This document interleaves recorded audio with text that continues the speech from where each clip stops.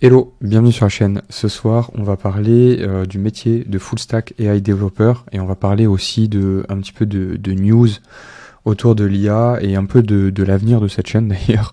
Donc pour ceux qui me connaissent pas, bah bonjour, et pour ceux qui connaissent la chaîne et qui se disent oh là, mais lui il a pas posté depuis quasiment 2 mois, désolé, c'est effectivement le cas, j'ai pas posté depuis un moment, j'avais beaucoup de choses à gérer et on va en parler après. Donc pour ceux qui débarquent sur la chaîne, je suis un freelance, full stack web développeur. Et aujourd'hui, je pourrais décemment dire que je suis en train de devenir un full stack AI web développeur. Donc ça serait plus ou moins un nouveau métier parce que je fais pas de machine learning et je sais pas entraîner des modèles. Mais par contre, utiliser des API, ça je sais faire depuis longtemps. Et du coup, bah, j'utilise un peu toutes les petites API que je peux utiliser en IA pour faire différents services, différentes automatisations, etc.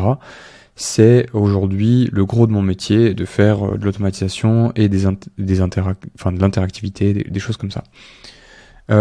L'idée donc, c'est que il y a 3 mois, j'ai commencé une mission chez un leader du luxe mondial, et du coup, je travaille dans une équipe innovation chez eux, avec des modèles de LLM et de la GenAI. Et du coup, bah, c'est hyper intéressant.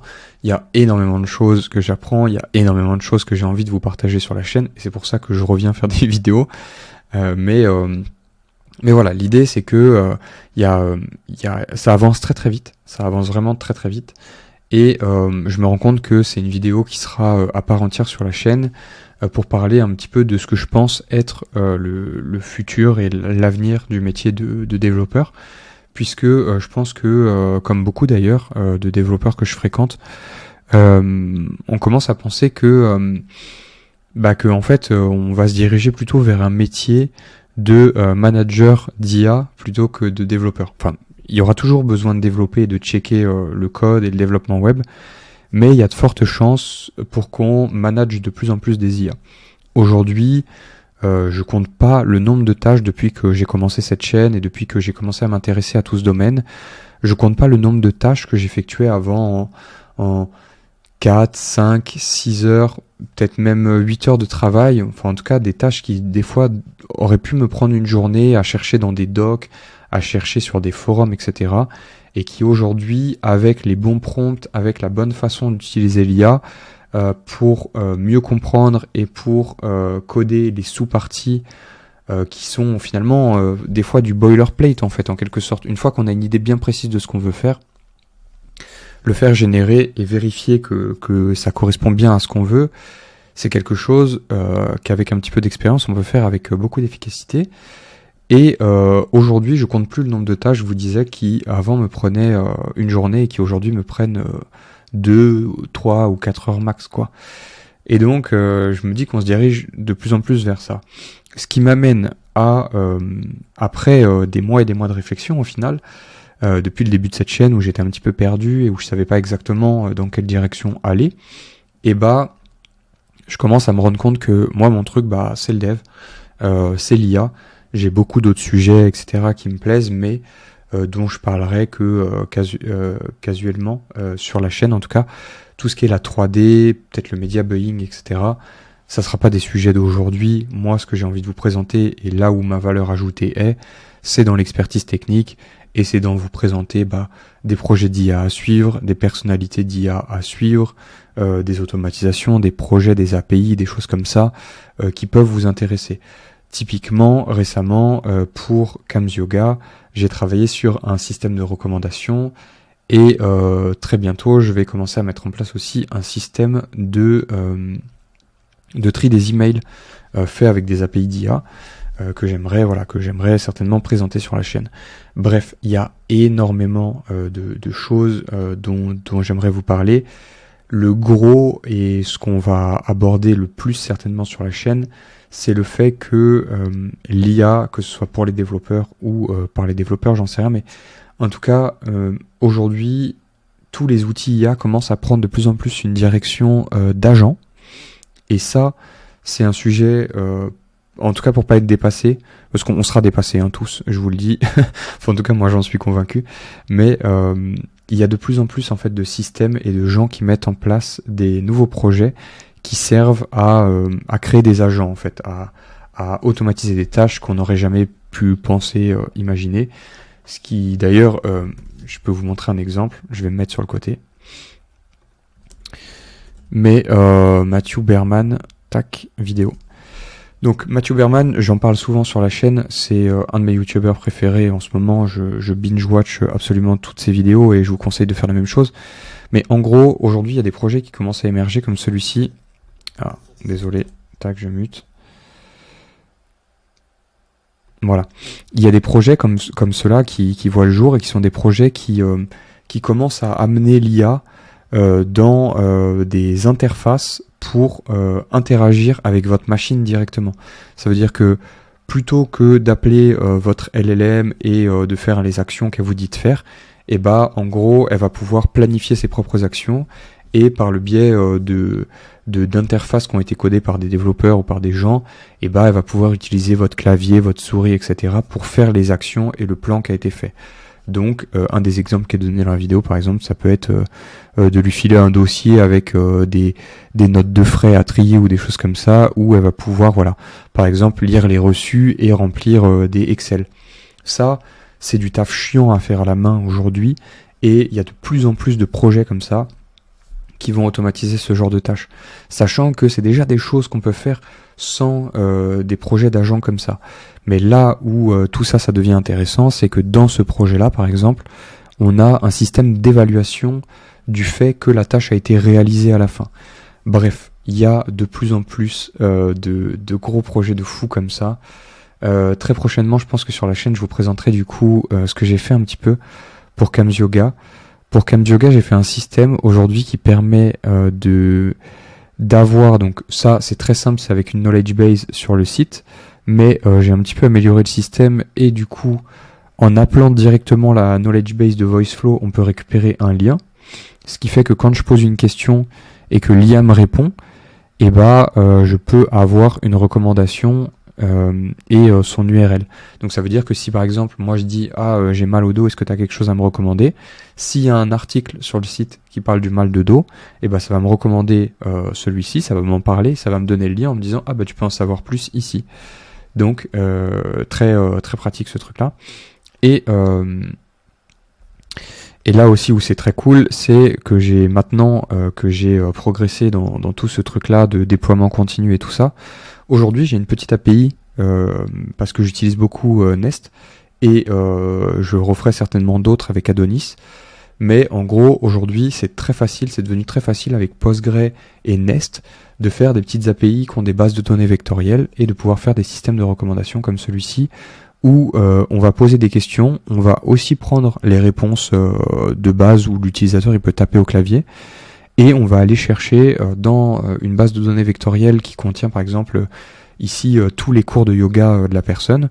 On va pouvoir aller chercher des recommandations sur ces cours et donner à l'utilisateur 3 cartes en lui disant vis-à-vis de ce que tu cherches, le temps que tu as envie de travailler, ton niveau, etc. Et je peux te proposer de faire ces cours de yoga là. Bref, j'ai très envie de continuer à vous présenter tout ça. Pour ceux qui sont toujours là déjà, merci de votre soutien et j'espère pouvoir être de nouveau plus régulier sur la chaîne et vous refaire du contenu. L'idée c'est que récemment j'ai voulu paralléliser trop de choses et j'ai voulu faire trop de choses en même temps et j'ai fait plus ou moins on va dire une espèce de semi-burnout où ça devenait en fait dur de travailler après mes 8 à 10 heures de travail de dev déjà. J'avais du mal à faire d'autres projets, sachant que j'avais Kams Yoga que vous voyez là, j'ai été coaché dans mon ancienne école des étudiants de première année pour les aider sur l'aspect technique de leur projet. On avait une mission aussi, on a toujours une mission pour l'atelier de Roxane. Enfin bref, il y avait beaucoup trop de projets en parallèle. On avait un petit projet de SaaS dont j'avais déjà parlé sur la chaîne. Bref, c'est trop de choses et aujourd'hui je me rends compte que c'est pas la bonne manière de faire les choses. Je pense que la bonne manière de faire les choses c'est vraiment de se focaliser aussi sur sa zone de génie. Ça m'a mis, j'ai pris tellement de temps à admettre ce truc-là, il m'a fallu tellement d'échecs avant d'accepter que voilà, qu'il y a des choses quand même pour lesquelles, même si j'ai envie de savoir tout faire, il y a des choses pour lesquelles je suis meilleur. Il y a des choses auxquelles, en tout cas, je suis plus entraîné aujourd'hui et où, pour moi, c'est plus rentable de faire ces parties-là, de gagner potentiellement de l'argent avec cette partie-là, quitte à le réinvestir dans d'autres profils. Aujourd'hui, j'ai rencontré quand même des gens qui sont très intéressants et experts dans leur domaine. Je commence à avoir un réseau de gens qui sont bons à ce qu'ils font et qui ont des skills, on va dire, qui s'assemblent très très bien avec les miens. Et j'ai hâte de pouvoir faire appel à eux. Mais voilà, certains se reconnaîtront d'ailleurs certainement là-dedans. Mais il y a des gens aujourd'hui à qui j'ai très très envie de pouvoir faire appel et pouvoir fabriquer des beaux projets en fait où je perds pas mon temps à essayer d'apprendre de zéro le taf de quelqu'un d'autre. C'est pas rentable en temps en fait. Tout simplement mathématiquement et bêtement aujourd'hui je commence à admettre ce truc que si moi je suis capable de gagner 550 € par jour sur ma mission, et il vaut mieux que je paye quelqu'un je sais pas même quitte à le payer même si c'est 400 en fait. Aujourd'hui c'est toujours plus rentable pour moi de gagner 550 et d'investir 400 dans quelqu'un qui va prendre une journée à faire un taf qui moi m'en prendrait 3. Et du coup c'est juste c'est des mathématiques toutes bêtes. À un moment je suis pas rentable en travaillant sur tous les fronts, etc. Et ça, je commence à en avoir bien conscience.